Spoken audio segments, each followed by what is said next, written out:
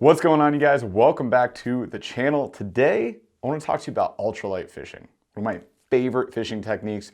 One of the things that I pretty much always do. So I always have a setup in the kayak or with me when I go bank fishing. And mainly I use it as like a solid backup for fun. I know that, catching bluegill, you're not always gonna catch like a massive fish. You're gonna catch like a bunch of little dinks. And I'm okay with that. I've said it before on my podcast, like I'm more of a numbers guy because it's just fun to catch fish. Would I love to catch a 5 to a 10 pounder? Duh, absolutely. Wouldn't everybody? But when the fishing isn't going so great, when the bass aren't behaving the way that I want them to, I know that I can rely on my ultralight rig to get it done if I just want to plug some fish. So we're going to be talking about ultralight fishing, everything you need to know from your setup, your rod, your reel, your line, your leader, your tackle. We got a tackle box filled that I want to show you guys. That's my ultralight go-to setup, as well as some of the plastics that I like to use that consistently get it done. I'm talking 10 times out of 10, these things work. So if you want to get out in the water and just go plug some fish like I like to do, stay tuned, we're gonna talk about it. Before we get to that, if you like the content, be sure to subscribe, smash the like, ring that notification bell so you can see when we drop more content, and then come back every Thursday, 8 p.m. Eastern. We go live right here on YouTube. Love to see you there and talk to you in chat. All right, well, let's start with the rigs, shall we? I got two rigs I wanna share with you guys today that I've been using pretty darn heavily, but I wanna show you my favorite go-to setup first, and that is an ultralight spinning rig. Nothing gets it done like the ultralight spinning rig, I promise you. We're gonna talk about BFS here in a second, which is a blast.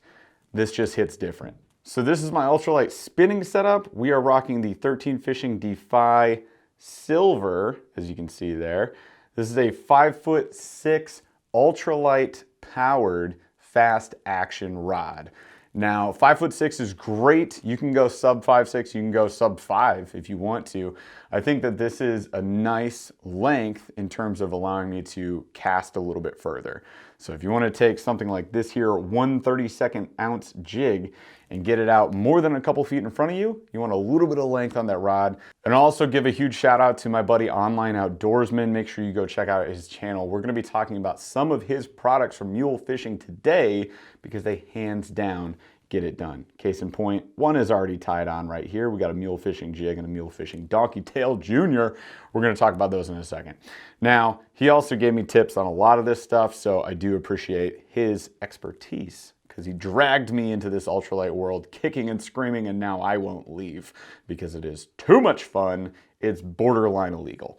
All right, for the reel, you're gonna wanna downsize reel when you go with an ultralight setup. We're not using a 2000 size or a 3000 size reel. It's just gonna fit real weird and be too heavy for your setup and just not cast well. We're doing less line, lighter line, therefore you wanna downsize that reel. This here is the Akuma Inspira.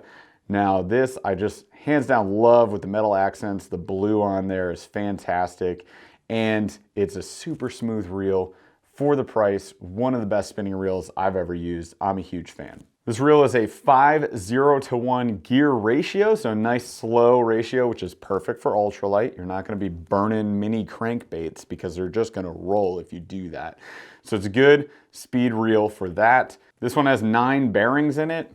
Everybody knows that you can just put bearings in the knob. There's 2 bearings right here. I get it. It's just super smooth, just know that. Size-wise, this is the ISX 20B. So depending on what the reel sizes are from the brand that you're looking at, you're probably looking at like a 1000 size reel, something under the 2000. So whatever they have, that's like 2000 equivalent size, go one size below that. So a micro reel. You can also use ice fishing spinning reels as well. When in doubt, you can always go to that. Big fan of the rod. The rod is 50 bucks. You can usually get it on sale too, places like Fish Online, Fish USA, whatever, you name it. It's out there, it's cheap, and it holds up really well. I think it's an ultra durable rod. I've been using it for a ton of trips. I've been able to handle, 2 to 3 pound bass on this thing, no problem. It does work. It's pretty fantastic for 50 bucks. You ain't gonna beat it. It's a highly sensitive blank as well as having a nice ergonomic grip. It is just a win-win situation. And with the light reel that you also have on here, it's an ultra light setup weight-wise as well as power-wise. So I think it's pretty fantastic. Highly recommend a setup like this if you guys are on the market. As far as line, on my spinning reels now, I always go braid to fluoro. Fluoro is pretty fantastic. When you're ultralight fishing, you're fishing something super tiny, you really don't want that visible line. So I will always go like a 6 to 9 foot leader, and then I'm going to use an Alberto knot, which is a super skinny knot right there. That will be my connection knot to my braid. In this case, I'm running 8-pound braid and 6-pound fluorocarbon leader. You generally want to downsize that leader line from the braid because braid is typically a smaller diameter automatically. So if you go the same pound test of braid to leader, your leader line is going to be a little bit thicker. It's going to cause you problems with your knot, so on and so forth. So generally speaking, downsize it. In fact, the rule of thumb is go half that weight. However, I go a little bit heavier when I'm fishing the river, which is most of what I like to fish ultralight, by the way. So I went 6-pound instead of 4-pound test for that fluorocarbon, which works really well. Castability, super smooth. I get the distance on it still, and I've got the added strength from that backer, which helps out a lot, and the sensitivity from that backer braid as well, which is fantastic. So there's the spinning setup. My other setup that I'm running is this BFS. So BFS, or bait finesse system, is the bait casting equivalent of an ultralight. So we have here the Cast King Zephyr. I've been using this one for a little while. It's a super light reel, and BFS, they're gonna be notable for having a much thicker spool diameter-wise. So it is a bigger spool, meaning you spool up less line on this thing than you would on your normal bait caster. And it's designed to cast lighter lures. In this case, I've got this thing paired up with the Shimano Sensolite, another $50 rod. This is not an expensive rod, one that you can easily hop out there and grab. This rod is 7 foot, light power, extra fast action. Big fan of it. It is named the Sensolite, and it is hypersensitive. It's a pretty fun rod to use. It's got a real nice look to it between the black and the gold. You've got that nice trigger ergonomic down here, cork, and then we've got foam at the butt of the rod right there. Got a nice little reel seat, reel lock right there, which has been ultra sturdy. Been a big fan of that. You got your hook keeper up here. I'm a huge fan of that, being a kayak fisherman. So as far as the rod goes, I'm a big fan. The difference between this and my spinning setup is that this is always gonna be casting slightly heavier ultralight lures, which is weird to say. But the spinning setup can cast as low as like a 1/80th ounce lure, no problem. Yes, it's borderline impossible in the wind, but I probably won't be casting it in the wind. But you can cast really light on a spinning setup. On the bait casting setup, I can really only go as low as about 1/16th of an ounce. So that's something to keep in mind. This rod makes it pretty much impossible to cast anything lighter. The reel, it's really tough to get that light. Now you can go 1/16th, which is still pretty darn light. So I can cast some of my lighter Ned rig stuff, but mostly I use this for micro cranks. So I got the mini plopper on here, which honestly is probably at the top end of the weight range that I would cast on this. I was just dinking around with it the other day. The new Guggen micro crankbaits I've been throwing around on here. You got bomber lures, you got rebel lures, those little like grasshopper crankbaits, bumblebee crankbaits, all that stuff. Those and inline spinners are largely what I'll be casting on something like this because they're all slightly heavier in that 1/16th to 1/4 ounce range, which makes it easy to cast on this, but not something that I would cast on my normal bait casting setup, hence BFS comes into play. As far as the reel goes, this Cast King Zephyr runs about $69.99. It'll be on sale often. They put these types of reels on sale all the time on Amazon, so just keep checking, look for a coupon, things like that. So it's 70 bucks. It is pretty gosh dang smooth for 70 bucks, I would say. It is like all plastic. The whole exterior is just like this shiny, designed to look like metal, not metal exterior. It is plastic. And that feels a little bit flimsy. Other than that though, it surprised me. It's surprisingly smooth. I don't normally spool up mono, and I'm able to cast this thing with mono with largely no issue.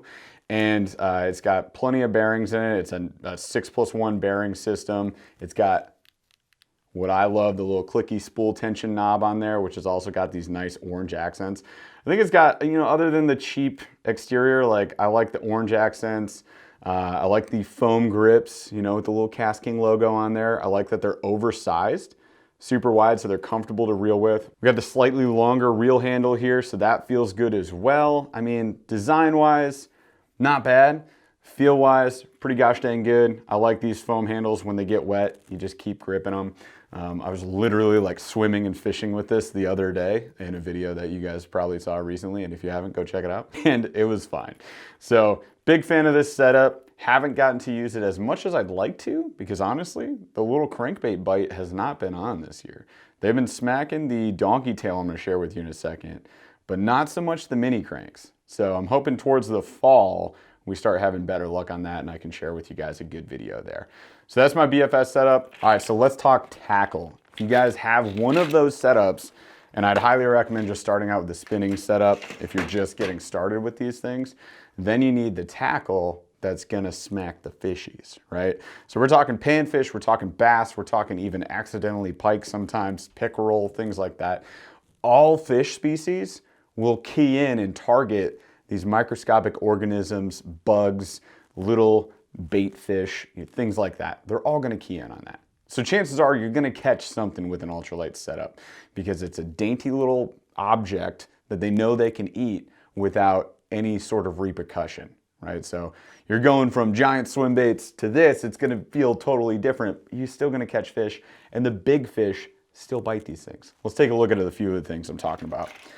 So by the way, I'd highly recommend that you pick up something like, I don't know, this little Busby Colony 15 or a 3600 size or smaller tackle box that you can take to the bank or you can throw in the back of your kayak or your boat so you're ready for your micro setups. In that box, what you're gonna wanna have is little inline spinners. So here's like a rooster tail, black and silver, good go-to color for the rivers with that black dressing on there, and a little treble. If you guys aren't familiar with inlines, you tie on right here. As you're running this through the water, this blade spins around and deflects cover really well. My favorites would be a MEPS. MEPS number 1 or 2 for ultralight, fantastic. Rooster tails, also great. Panther martins, another good option. Those are generally what I fish. And you're going for the downsized little guys here for the ultralight.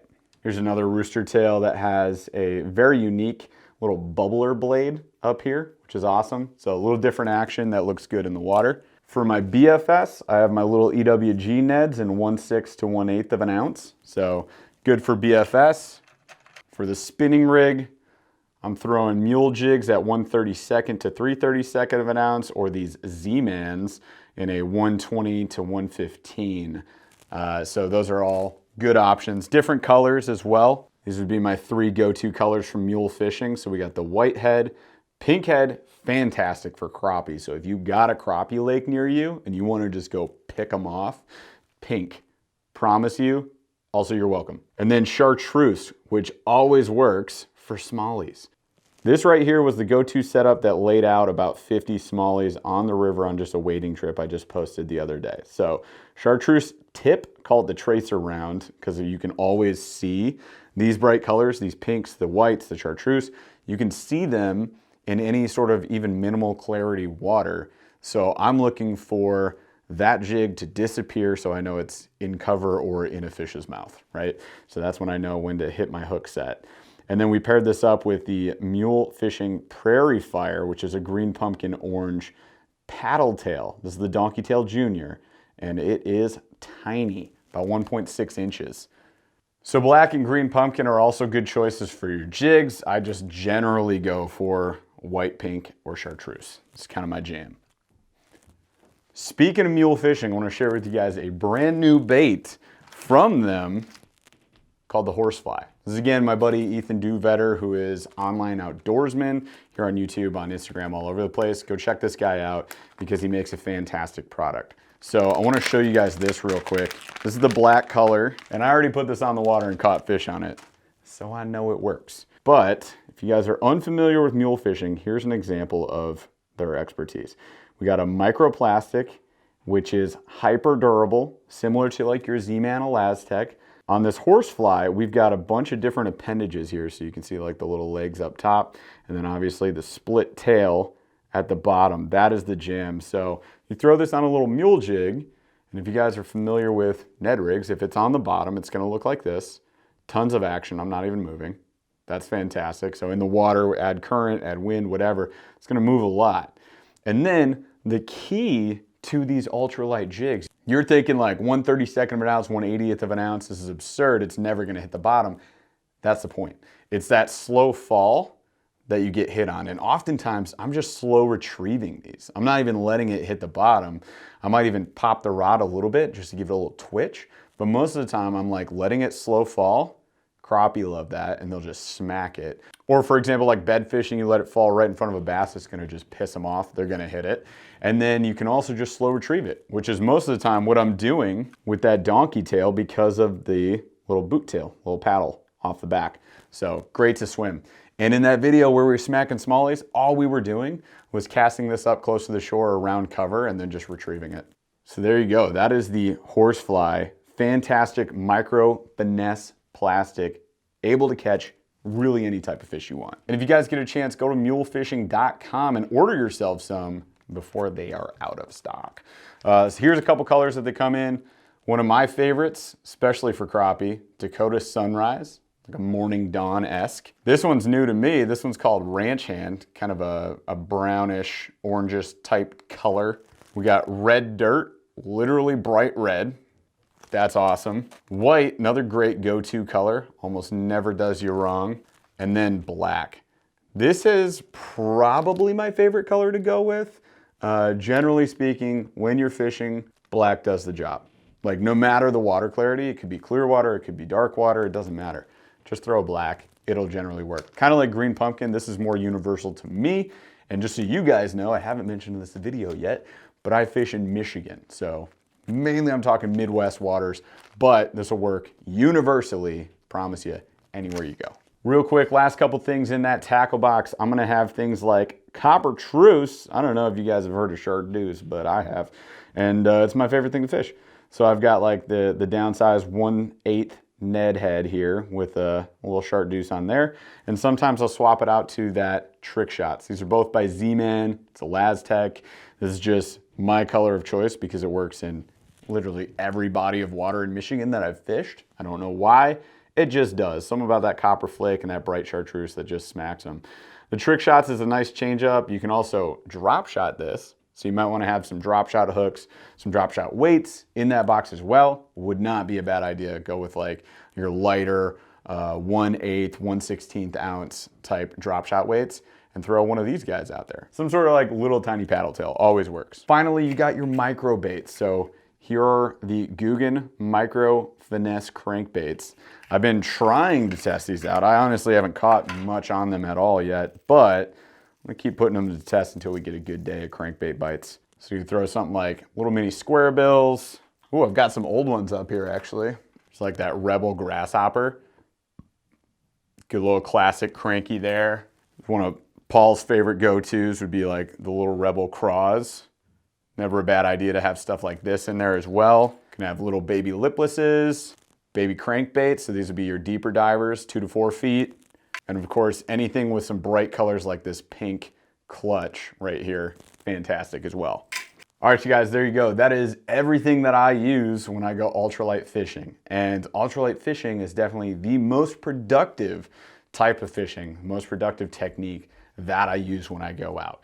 So if you guys are looking just to land some fish, if you want to take your kids out and have a blast doing it, if you want to take out somebody who doesn't fish and just put them on some numbers, which can change their perspective on fishing entirely, I would highly recommend you pick up some ultralight setups.